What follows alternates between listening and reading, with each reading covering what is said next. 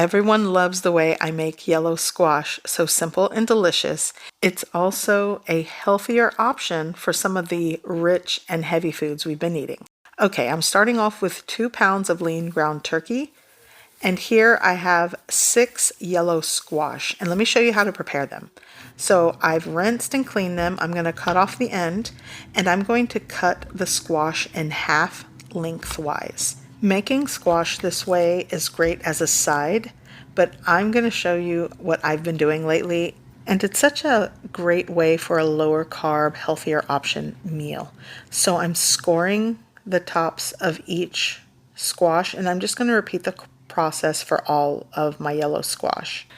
And you can see here I kind of did like a crosshatch scoring.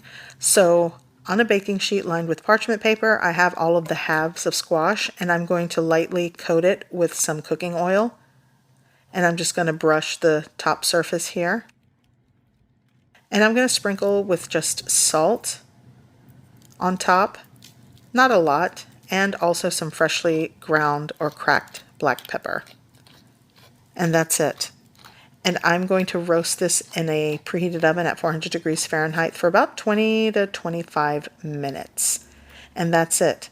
And it's so delicious. Okay, I'm adding the ground beef in my skillet here, and I'm just going to season it kind of like ground taco meat. You could use ground beef for this. I like ground turkey, so that's what I'm using today. And I am just eyeballing the seasonings here. And I'm going to add just a little bit of cooking oil. I'm using avocado oil, and I'm going to season with a chili powder blend. Basically, you could use taco meat seasoning, some smoked paprika. Here I have some onion powder. I'm also going to add a garlic, salt, and pepper blend and just shake that on. Again, eyeballing, not really there's no measurements here. And I'm just going to start breaking that apart and cooking it. You could also opt to use ground chicken meat. That also is a good alternative. Okay, so let's check on the squash, and I think it's done. You could let it go a little bit longer if you like, if you want more charring, but this is perfect. So my ground turkey taco meat is ready. It's cooked through, and you'll want to season and salt to taste. So the holiday season has been all about cooking comfort food. Here I made Christmas morning homemade cinnamon rolls with coffee as we opened our gifts. And then later, while everyone, including my cat, sat by the fireplace and just watched Christmas morning cartoons, I prepared a Christmas lasagna. Here I have Parmesan cheese and fresh parsley mixed with red crushed chili flakes. My lasagna, which came out amazing. It was so good. I also had like a dressing, a vinaigrette to go with the very simple but delicious fresh side salad, and these clover leaf rolls that I added garlic and herb to that was so good with this lasagna. We had a delicious Christmas meal, and my husband said, let's just use paper plates. Less dishes, the better. Let's relax. But we have been eating so well, so rich lately. Even these homemade tamales were just delicious, but they are very filling. And when you eat a lot of heavy, rich food for a while, you kind of want something fresh and light, and that's what I'm doing today.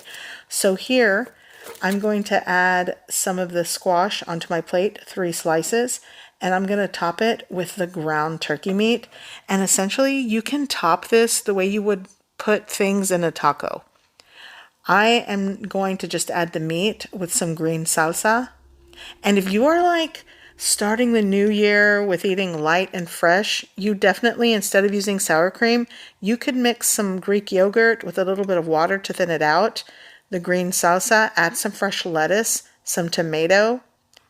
I'm also going to add some sliced scallions, and this is the meal, and it's so good. And you can actually meal prep this for the week. Roast the squash and cook the ground turkey. It's really, really good, and it's filling, but light and fresh all at the same time. So I'm going to show you another low carb option for those of you that just kind of want to start something with your New Year's resolution. Not that you have to, but here's something I like to do. Let me show you how I make a high protein, low carb barbecue chicken pizza. So I'm starting off with a drained can of chicken breast that's cooked, and I'm going to use that chicken crust, pizza crust hack that people have used to just add extra protein to their meal. So what I'm going to do is add a half cup of cottage cheese, and you'll want to kind of break apart the chicken breast meat. And if you have rotisserie chicken, use like 5 ounces of rotisserie chicken, pulse it through a food processor. That also works if you don't like canned chicken. And I'm going to add some parsley, some chives, just to add some dried herbs. This is optional. I'm also going to add a little bit of dill. What I'm trying to go for is sort of the same herbs you would put like in a ranch dressing, because I'm making this barbecue chicken pizza. Okay, here I'm adding some garlic powder. I'm probably going to add some onion powder here. And now I'm just going to mash that up. And you can add 1 egg. 1 large egg goes into this, but I wanted to see if it worked with just the cottage cheese and chicken. But typically for this crust, you would add 1 egg.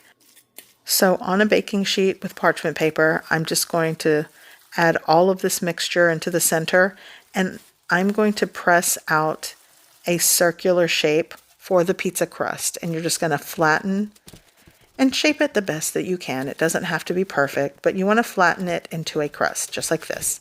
Okay, so now that I have this in a circle crust shape, I'm going to bake this in the oven at 400 degrees Fahrenheit until it's cooked and has a little bit of golden brown edges. So I took 1 chicken breast from a rotisserie chicken, and I'm just going to thinly slice it and then cut it into chunks. Now, if you are counting calories and weighing your ingredients, you probably could use like 3 to 4 ounces of chicken. I'm, again, just eyeballing this. This recipe is less of a recipe, and it's just giving you an idea. Okay, so you're going to cut this into chunks, and essentially you can add what you like on your barbecue chicken pizza with this extra protein chicken crust that we've created. Here I'm using the chicken that we chopped up, and I have some scallions. Here I have some Colby Jack cheese, red bell pepper, some thinly sliced onion, red onion, and this is a keto-friendly or sugar-free barbecue sauce. Again, if you are counting carbs, it's a good option. And here I'm going to season it with garlic and herb Kinder's seasoning. So the pizza should be ready. Yeah, I think this is ready. It's been about 15-20 minutes. So I'm going to remove it. And now I'm going to build the pizza. A little bit of this Colby Jack cheese, and then I'm going to add a little bit of the barbecue sauce. Like I said, I measured out like 2 tablespoons. But again, if you're not really counting things, you know, sauce and season and do things how you like. I'm going to add the chicken, and then I'm going to start adding the other toppings. And I've got to say, some of you, you know, this recipe might not work for you. You could use a low-carb tortilla in place of the chicken crust pizza, but these are for my people that are looking for low-carb extra protein. I'm going to add a little more of that red bell pepper.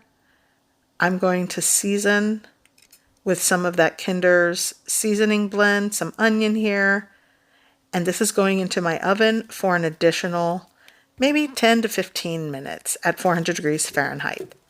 And when it's done, it looks like this.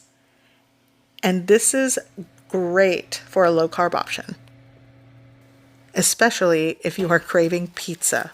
So you can let this set for a little bit before cutting. I'm going to add the rest of that barbecue sauce that I reserved to drizzle on top. And I'm going to add the rest of the fresh scallions and just sprinkle that as a garnish. This smells amazing, and guess what? It tastes great too. Cut it into 4 slices, and you can enjoy. It is such a great option if you are craving pizza and you just are trying to get extra protein and a low-carb option. And I love pickled jalapenos with this.